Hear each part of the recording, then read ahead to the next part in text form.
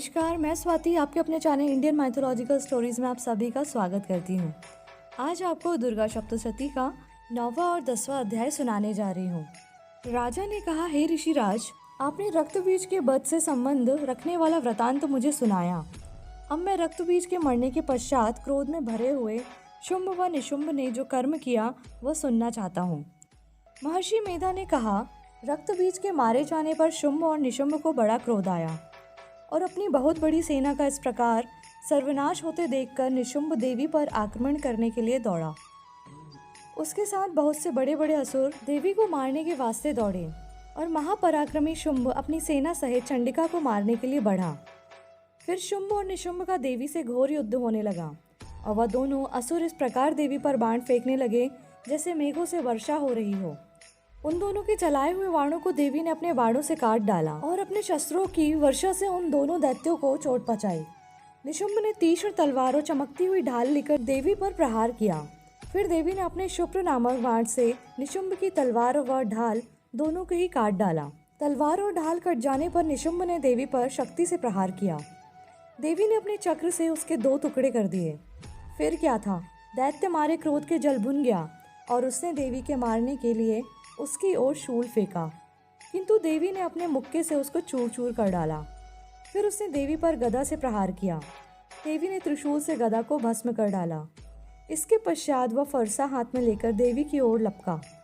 देवी ने अपने तीखे बाणों से उसे धरती पर सुला दिया। अपने पराक्रमी भाई निशुंभ के इस प्रकार से मरने पर शुंभ क्रोध में भरकर देवी को मारने के लिए दौड़ा। वह रथ में बैठा हुआ उत्तम आयुधों से सुशोभित अपनी 8 बड़ी बड़ी भुजाओं से सारे आकाश को ढके हुए था। शुंभ को आते हुए देखकर देवी ने अपना शंख बजाया और धनुष की टंकार का भी अत्यंत दुस्सह शब्द किया। साथ ही अपने घंटे के शब्द से, जो कि संपूर्ण दैत्य सेना के तेज को नष्ट करने वाला था, संपूर्ण दिशाओं को व्याप्त कर दिया। इसके पश्चात देवी के सिंह ने भी अपनी दहाड़ से, जिसे सुन बड़े बड़े बलवानों का मत चूर चूर हो जाता था, आकाश, पृथ्वी और 10 दिशाओं को पूरित कर दिया। फिर आकाश में उछलकर काली ने अपने दांतों तथा हाथों को पृथ्वी पर पटका। उसके ऐसा करने से ऐसा शब्द हुआ जिससे कि उससे पहले के सारे शब्द शांत हो गए। इसके पश्चात शिवदूती ने असुरों के लिए भय उत्पन्न करने वाला अट्टहास किया, जिसे सुनकर सब दैत्य थर्रा उठे और शुंभ को बड़ा क्रोध हुआ। फिर अंबिका ने उसे, अरे दुष्ट, खड़ा रह कहा तो आकाश से सभी देवता जय हो बोल उठे। शुंभ ने वहां आकर ज्वालाओं से युक्त एक अत्यंत भयंकर शक्ति छोड़ी, जिसे आते देखकर देवी ने अपनी महोल्का नामक शक्ति से काट डाला। हे राजन, फिर शुंभ के सेनाद से तीनों लोक व्याप्त हो गए और उसकी प्रतिध्वनि से ऐसा घोर शब्द हुआ जिसने इससे पहले के सब शब्दों को जीत लिया। शुंभ के छोड़े बाणों को देवी ने और देवी के छोड़े बाणों को शुंभ ने अपने बाणों से काट सैकड़ों और हजारों टुकड़ों में परिवर्तित कर दिए। इसके पश्चात जब चंडिका ने क्रोध में भर शुंभ को त्रिशूल से मारा तो वह मूर्छित होकर पृथ्वी पर गिर पड़ा। जब उसकी मूर्छा दूर हुई तो वह धनुष लेकर आया और अपने बाणों से उसने देवी काली तथा सिंह को घायल कर दिया। फिर उस राक्षस ने 10,000 भुजाएं धारण करके चक्रादि आयुधों से देवी को आच्छादित किया। तब भगवती कुपित होकर अपने बाणों से उन चक्रों तथा बाणों को काट डाला।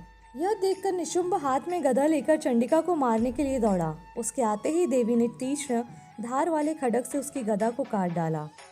उसने फिर त्रिशूल हाथ में लिया। देवताओं को दुखी करने वाले निशुंभ को त्रिशूल हाथ में लिए हुए आता देखकर चंडिका ने अपने शूल से उसकी छाती पर प्रहार किया और उसकी छाती को चीर डाला। शूल विदीर्ण हो जाने पर उसकी छाती में से एक उस जैसा ही महापराक्रमी दैत्य ठहर जा कहता हुआ निकला। उसको देखकर देवी ने बड़े जोर से ठहाका लगाया। अभी वह निकल भी नहीं पाया था कि उसका सिर अपनी तलवार से काट डाला।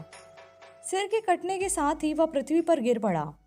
तदंतर सिंह दहाड़ कर असुरों का भक्षण करने लगा और काली शिवदूती भी राक्षसों का रक्त पीने लगी।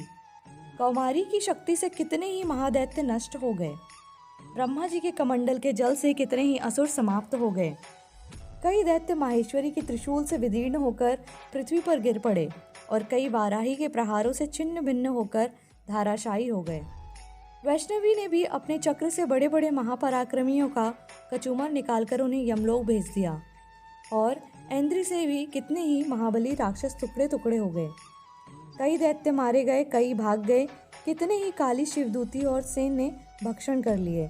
इसी से 9वां अध्याय समाप्त होता है।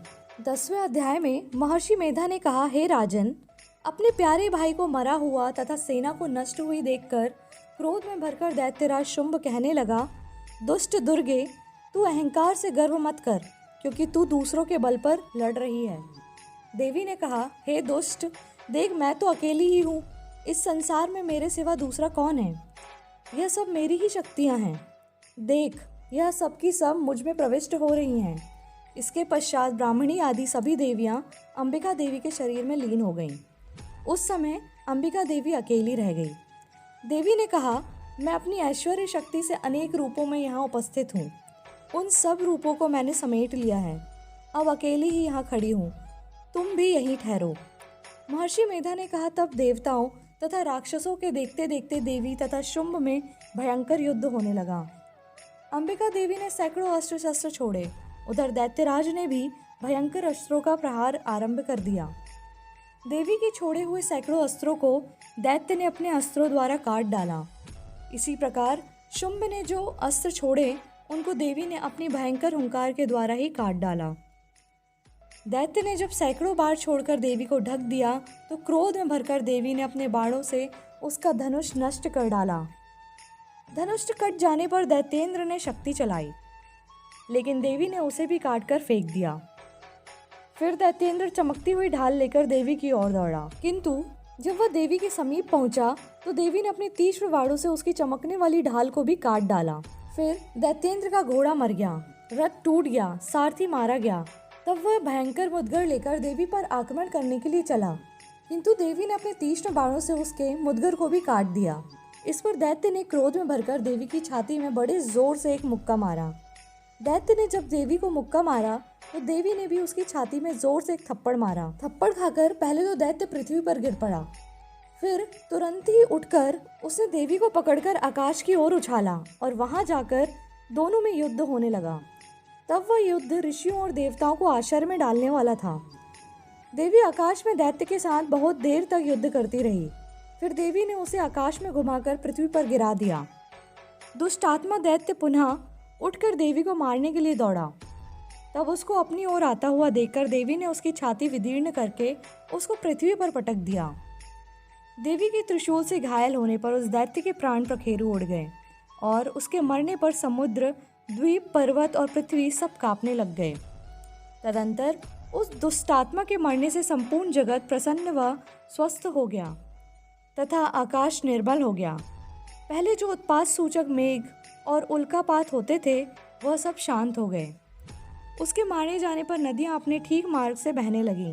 संपूर्ण देवताओं का हृदय हर्ष से भर गया और गंधर्वियाँ सुंदर गान गाने लगीं।